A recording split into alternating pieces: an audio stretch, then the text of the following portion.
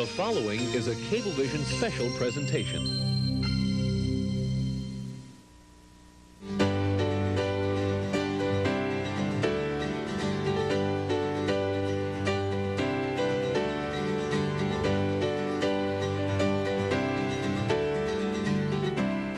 Good evening. We're at the Rockaway Hunting Club in Lawrence, Long Island.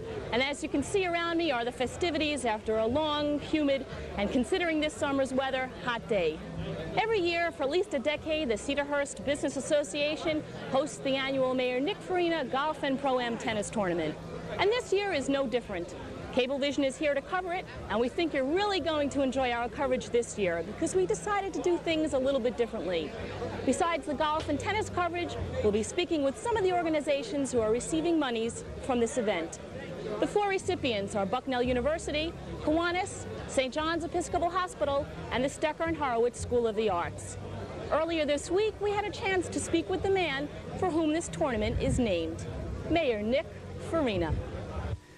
The original reason for the growth of this idea of a tournament grew out of a yearly meeting held by the Cedarhurst Business Association, where they felt that they themselves should have a very important role in the all-around activities in our town, rather than just strictly be here for business.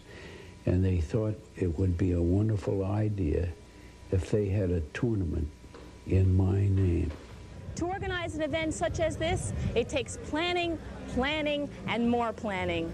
Mel Stecher and Norm Horowitz have been organizing this year's, to paraphrase Mayor Farina, Community Country Fair.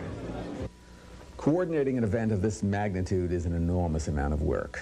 It means that both Melvin, myself, and our staff here at the school, comprised for specifically this event, maybe 6 people. We're busy with it 3 months of the year. Mm-hmm. And I would say it's a full-time operation, getting everything in order, not only the golf members and the tennis players, but making sure that everything runs smoothly so that when that day comes, everything just goes off like clockwork.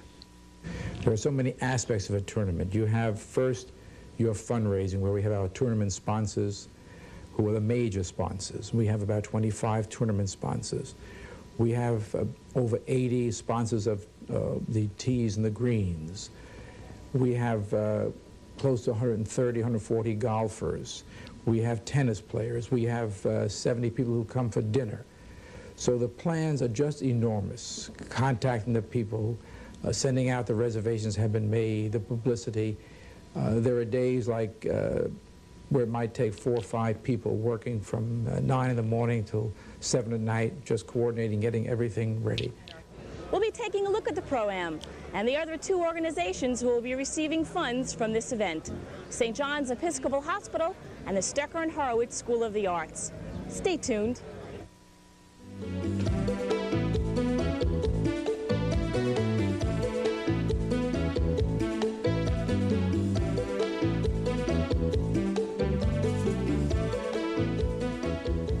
With me is Kathy Carollo, whose 2 daughters attend the Stecher and Horowitz School of the Arts. Kathy, why did you choose the Stecher and Horowitz School of the Arts? Because of the fantastic reputation that they have in the community. They have an excellent reputation for their music school. How do you feel about the monies that are being donated to the school? If it wasn't for that money, my children probably wouldn't be attending the school. They're both on scholarship, which allow them to get this great education. As a matter of fact, one of my daughters is going on to major in music, and she won a scholarship that has a lot to do with the school because she won it through music. Mm-hmm. And she's going to go on and major in music, and she's still going to the Stecher and Horowitz School of the Arts. She's going to continue that, plus major in music at Queens College. What instruments do they play? They both play violin. Okay. Earlier, we spoke with Mel Stecher and Norm Horowitz. As organizers, they also own and run the Stecher and Horowitz School of the Arts. The concept for the Stecher and Horowitz School of the Arts was born way back Christmas Eve of 1959. Mel Stecher and Norm Horowitz, after finding out about a house that was to be torn down, bought it instead. their idea of music appreciation and education came into being. Over the years, the school has undergone extensive remodeling and expansion. The facility includes individual as well as group lessons, voice and instrument training, a full orchestra, student recitals, a faculty chamber group, and along with the various guest artists, give around 30 recitals a year from October to June. The school is designed to accommodate children for music education, beginning with early elementary stages and going through high school. We deal with all instruments of the orchestra, voice, guitar, piano. It's a very outstanding, unique program. We have chamber music, 2 orchestras, and we have a quality faculty. As a matter of fact, many of them are very distinguished artists, and it's just a great, great program for young people. We've had many graduates from the school who've majored in music. We have a conductor who's quite well known, who has conducted for a good deal of the opera companies in Europe, is now presently the conductor of the Queen's Symphony. That's Arthur Fagan. We have other students who have really done very, very well. One is a full professor at Indiana University, and another is a leading conductor of choral productions throughout Europe. The philosophy of the school is just to give a very, very good background. We are equipped to handle music majors, should they want to be music majors, and we have many students who have become conductors, many who are professors, doctors of music in many leading universities. And then also we have many people who become accountants and lawyers, and these people are also very important because they support the arts. We begin with children from 4 to 5 years of age, as far as the programming is concerned. And then there's another class of children from 5 to 6. Private study begins in 1st grade, usually at the age of 6, and we sort of collaborate that with classes in theory, harmony, and related subjects, as well as doing all the private study in all instruments of the orchestra, piano, voice, and classical guitar. In the past, how have the monies received from the tournament benefited your school? The monies we've received from the tournament primarily are used toward the betterment of the school policy.